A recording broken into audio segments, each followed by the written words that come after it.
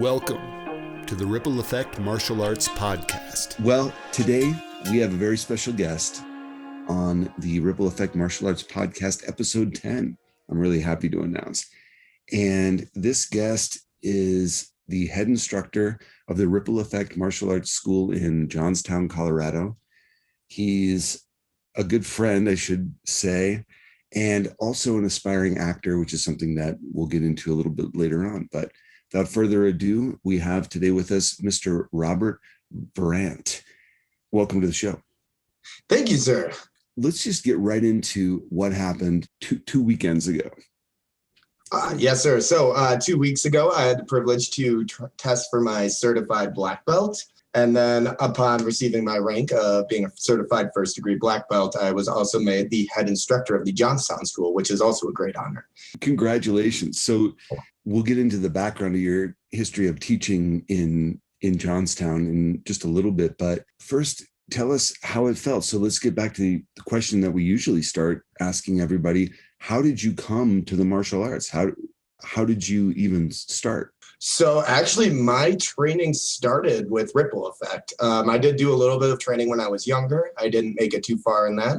But then actually the first day when I was out in Colorado, I had the opportunity to join Ripple Effect as an assistant program director working behind the desk, where I actually also started my training. A couple months after that, I decided I want to be an instructor. So I started working towards becoming an instructor, which was a long process and went along with earning my black belt. Really just started here, and it just snowballed from here until now I'm the head instructor at the Johnstown School, which is really awesome to say. Your story is inspiring to me because it's, like you just said, someone coming to the martial arts with virtually no background in the martial arts. How long ago was that? Can you tell everybody when you started? That was about 3 years ago. So it's been a 3-year process. A 3-year process from walking in the door to earning a first degree black belt, which is a little accelerated. Is that right? That is a little accelerated. Yes, sir. So Mr. Verant has worked for Ripple Effect for the past 3 years, full time, virtually, in the schools, at the tests, at the tournaments, after the school closes, before it opens and everything. And that is part of the reason why the traditionally 4-year journey to black belt took, in this case, 3 years, because it's a little more of the old school infusion, right? Yes, sir. Always around the instructors. They're always pushing and prodding and training and having you do push-ups and everything. So you accelerate a little bit faster. So you came from Minneapolis, is that right? Yes, sir. Actually, a little suburb outside of Minneapolis called Minnetonka, just to the west of the cities. No one knows where Minnetonka is, so I always just say Minneapolis. I remember it from Lake Minnetonka, maybe. Is that? Very good. Yeah. Lake Minnetonka is actually the lake I live right off of. It's a little bit of a party lake. During the 4th of July, they have a lot of celebrities come out, I guess, and party on an island called Big Island. Minnetonka Moccasin, some people know it as. Not Tonka Trucks, though. I thought, Tonka Trucks, the little toy trucks, came from Minnetonka. That is not true. Is that right? Wow, that's interesting. I got to double check that now, but I remember looking it up, and I was a little disappointed. But, we have other stuff, so. What brought you to Colorado?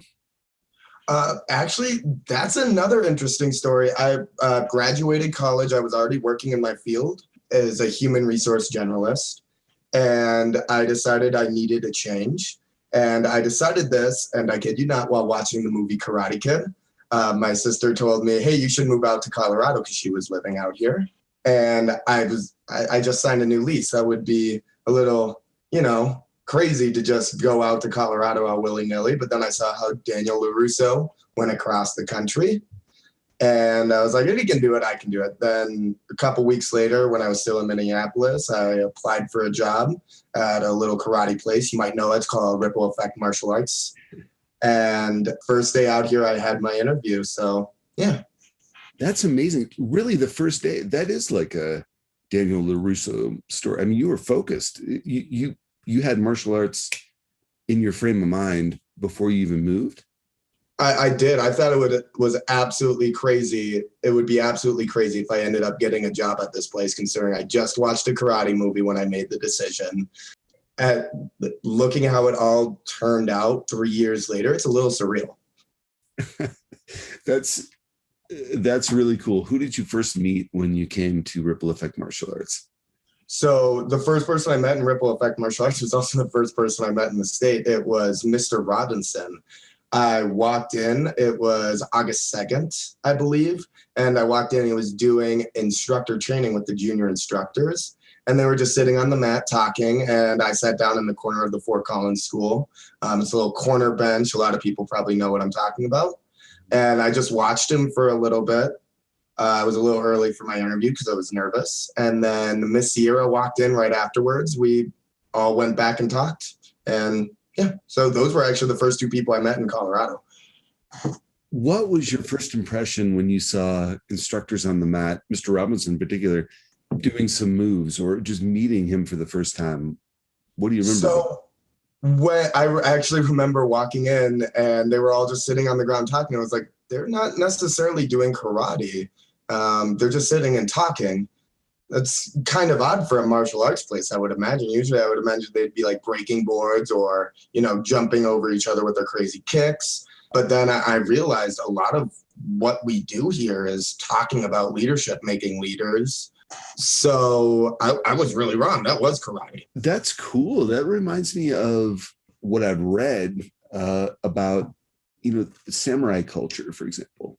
The fighting and doing battles was such an infinitesimal part time-wise of what was happening, and philosophy and teaching and instruction and other avenues of pursuit that were in line with this samurai way of this warrior mentality were consuming much more time than actual battle.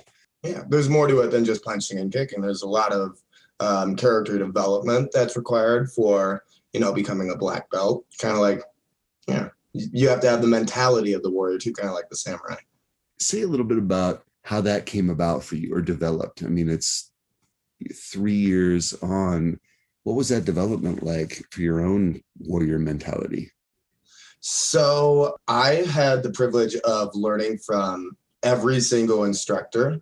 I've gotten to see every single instructor on the mat, see how they teach, get to apply that to mine over the last 3 years. Some specifically coming in just to help me out. And then a lot of the other ones I got to watch from the sidelines. Sometimes I'm not even realizing I was watching. I'm sweeping or something. I just am listening to Mr. Robinson's mat chat, or seeing how Mr. Hunter gets command of a class that maybe needs to focus a little bit more. I think it was about 2 months after I started at Ripple Effect that I found myself using yes, sir, and yes, ma'am everywhere else outside of this place. So at the grocery store, I'd catch myself saying it, and I'd never said that before. I'm being more respectful. Really, a lot of the change happened without me even noticing or trying. It just took hold. I have the same experience. We hear all the time about instructors walking into 7-Eleven or Target and bowing when the doors open. Or I've done that. I'm not going to lie. Saying yes, sir, yes, ma'am, without having to think about it. And I think that's what we want to inspire in kids, especially, is that kind of respect that's automatic without having to think about it. Do you see that in the students that you teach now? Absolutely, yeah. And actually, this month we're talking about immersion. One of the main points I'm making is in order to gain the most out of this training, immerse yourself in it. Start utilizing what we're talking about outside of the school, the principles of black belt, your manners, of course. And you'll find that once you start doing that, you're going to get better at it. Just like any other skill, the more you use it, the better you get at it. And people respond to it in the real world who have no context for martial arts. You're not wearing a uniform, you're not wearing a black belt, you're not bowing, but there's a kind of composure that kids or adults have who have gone through this black belt training that people recognize without any kind of outward signs of it. Absolutely. And even at white belt, my favorite thing, seeing a shy student come in, and then like 1 month later, they're the loudest person in class, and it's amazing to see. So even just with confidence alone at white belt, seeing that shoot up and just imagining, what are they looking like going to school now? Did they have their head hung low when they were getting on the bus going to school? Their head's probably really high now because they're walking in these doors with all this confidence. Miss Allie Hayes, who's another instructor, and she talked about that with me some time ago, that she was given a voice in a tournament setting to be very loud. And sometimes just for kids, I know as a parent, I'm always trying to get my kids to quiet down, kind of. That always seems to be quiet, oh. But kids really need an opportunity to be loud, I think. And absolutely. Oh, we tell all our students, you can be as loud as you want. We got a gym right next to us, or the other place right next to us closes down at around 5. We can be loud, and we encourage it. What was your experience, in your own words, of competing in a tournament for the first time? It was a very humbling experience. I did not place first, second, or third, and that is okay. I did not place it in forms or sparring. I actually got out right away in sparring to Mr. Will Ferry, who's an amazing sparrer. I was floored by how awesome he was. So just total humility, but also I was just happy I went through with it, that I did it, because I was so nervous going in. I try not to show when I'm nervous, especially in front of my students, or our students, sorry, because I don't want them to be nervous, but I was nervous. I was biting my nails. My heart was racing. Just being done with it after, trying my best felt amazing. It was great. That's super cool. I think the tournament experiences like show up pretty early in the morning, and especially if you're an instructor, and then go through setting up, finding your place, watching other people compete, signing up, doing all these kind of administrative things. And then your performance aspect of it is, whether you win or lose, it's kind of over in the blink of an eye. And absolutely. But you're saying it was worthwhile to you, even though it was over super quickly. Yes, sir. Actually, the whole thing for me took about an hour.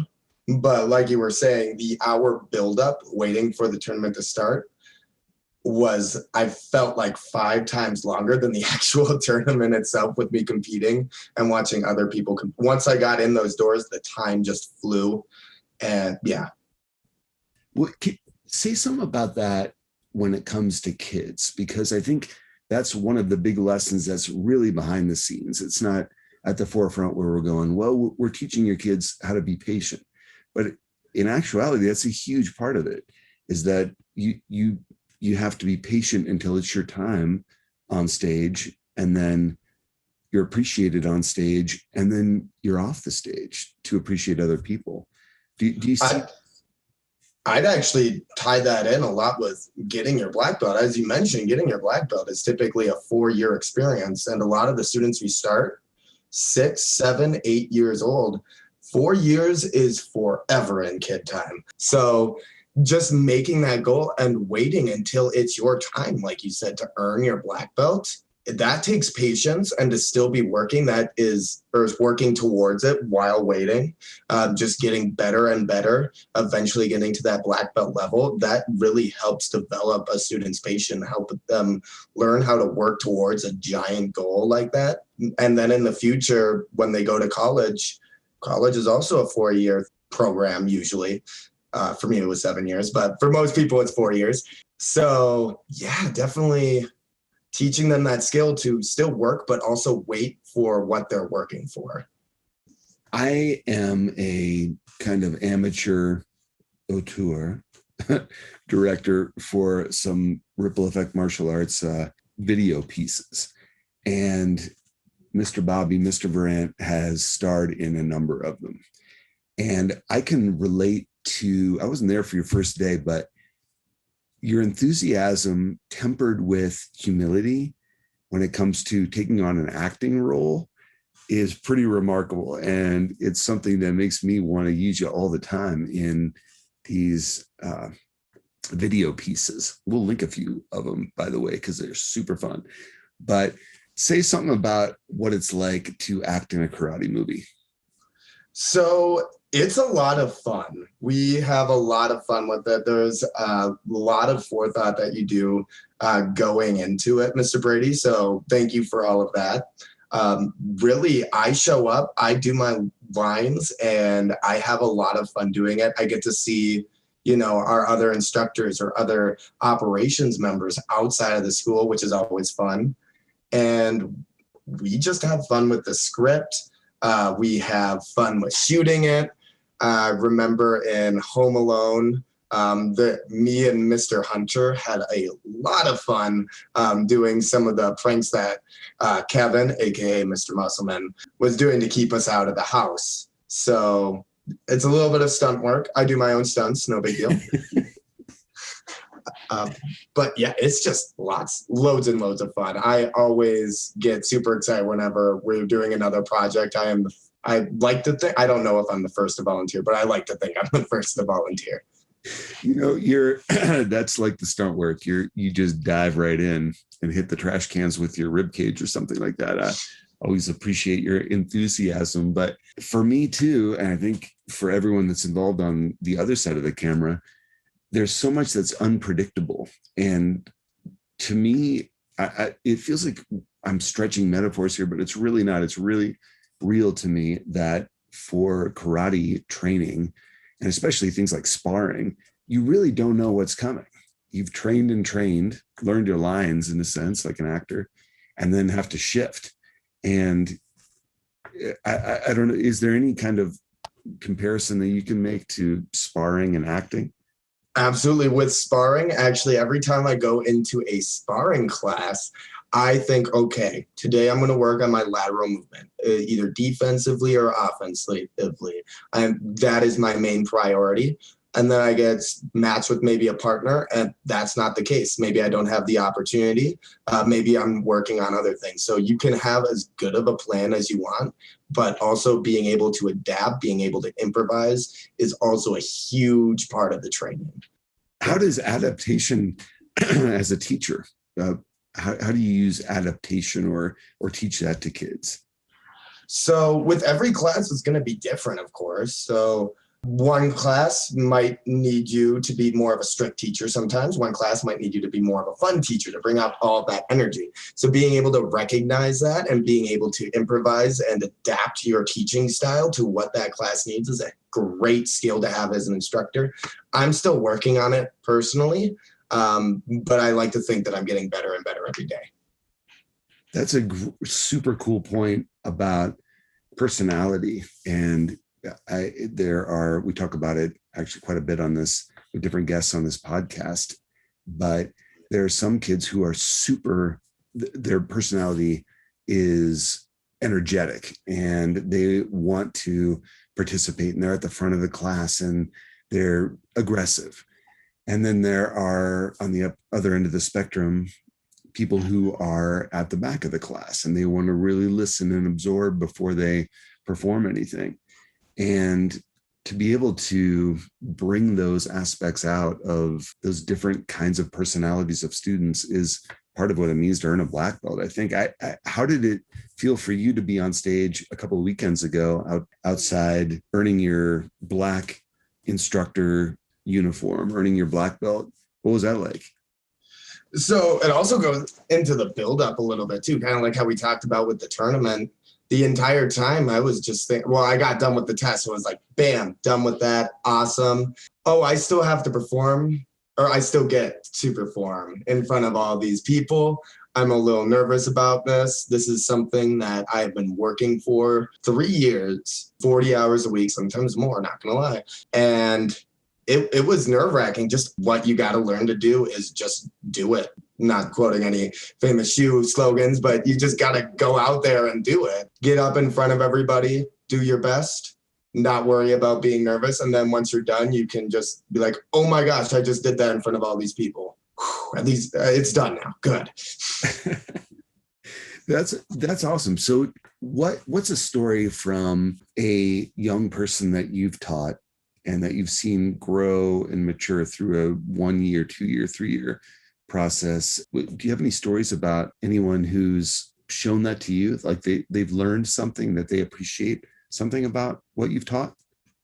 Absolutely. The student actually was never officially mine. I did teach her a little bit. Her name was Miss Alex. She was amazing, but she was a little nervous.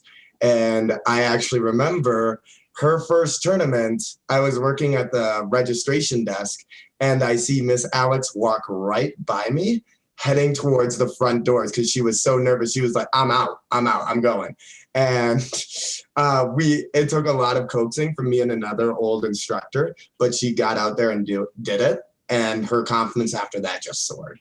Yeah, just getting out there, doing it, even if you're a little nervous, is a super important skill, I think, for our students to learn. That's super cool. So when it comes to, sorry, I'm switching back to movie mode now. Are you ever in front of the camera? Am I ever? Not necessarily, because with a camera, you get multiple takes. Of course, if I messed up about 20 times in a row, people might start saying, okay, Mr. Verant or Mr. Bobby, whichever one I am at the time. Let's try to get it right this time. I don't think that's ever happened, though. But you get multiple takes with the camera. In front of a live audience, you really only get one, which makes it a little bit more nerve-wracking for me. A little bit more like a play on the stage than on the screen, huh? Absolutely. Can you tell a story about teaching an intro lesson? So a lesson to a student, and I'm speaking from a parent's perspective here. A lot of parents bring their kids to karate because they think, I would love some help in helping my child focus and control their emotions a little bit. And that's what really karate instructors are there to do and help develop. And so can you tell a story about an intro lesson that was particularly difficult or challenging?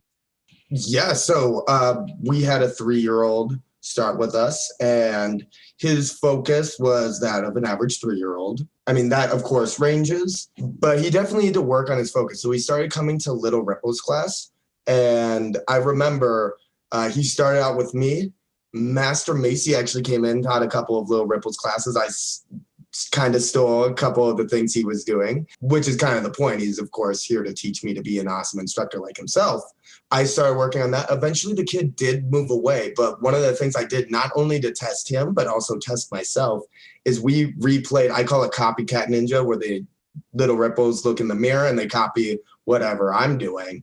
But just the transformation in 4 months for this 3-year-old, now 4, right before he moved away, his focus with his eyes just went up to that of like a 5 or 6-year-old, like he was copying everything I did. Definitely a challenge to keep him focused in class before. And just that transformation over a couple months, it was awesome. It was great to see.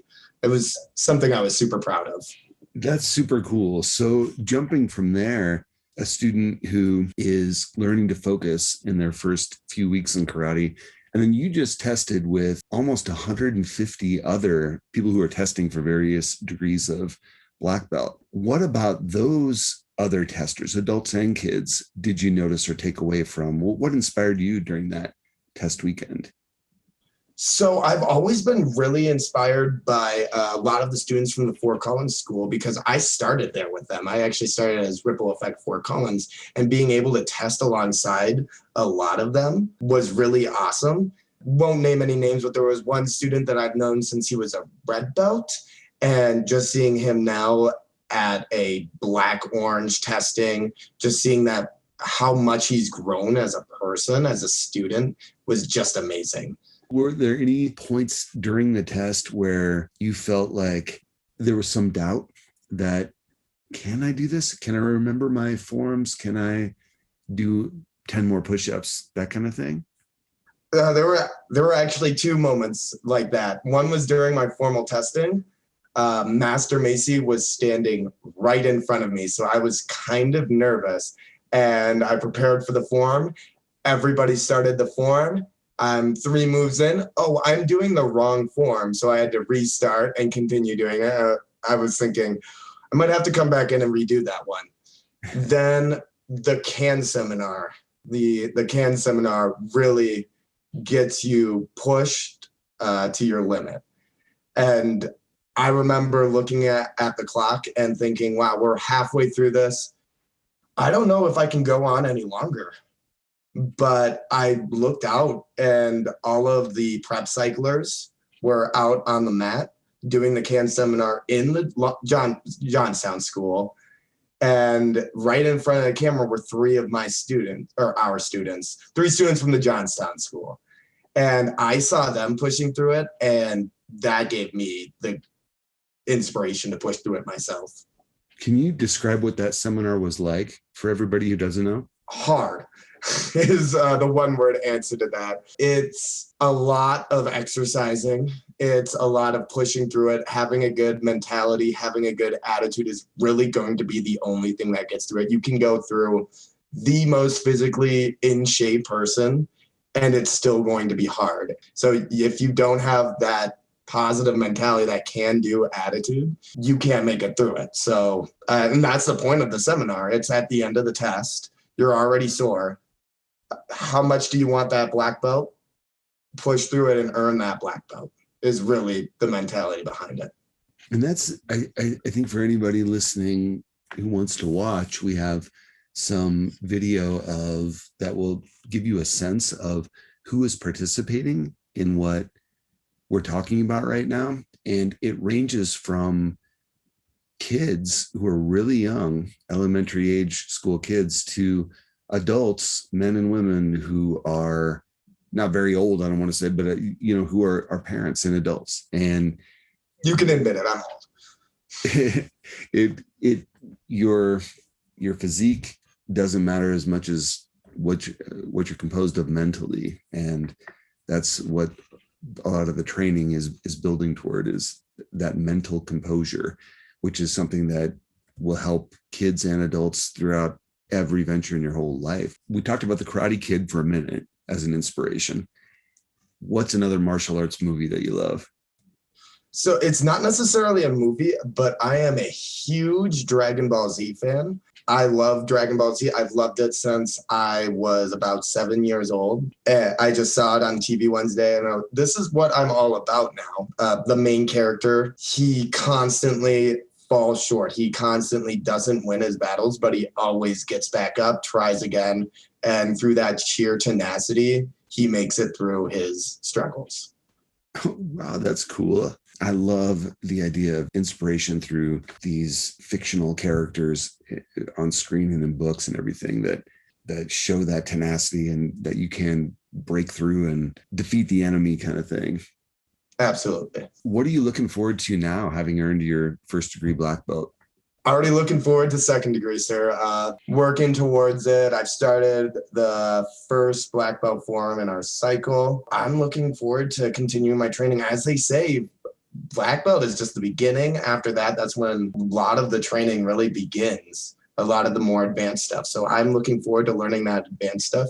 I got to get a couple sneak peeks, of course, through my training, because I've worked with first, second, third, even fourth, fifth degree black belts. So I've gotten to see a lot of that as well during instructor trainings. And I'm looking forward to learning it more thoroughly and continuing my training up to second degree. Who knows how far I can go. Thank you for listening to the Ripple Effect Martial Arts Podcast. Find episodes and more at rippleeffectmartialarts.com.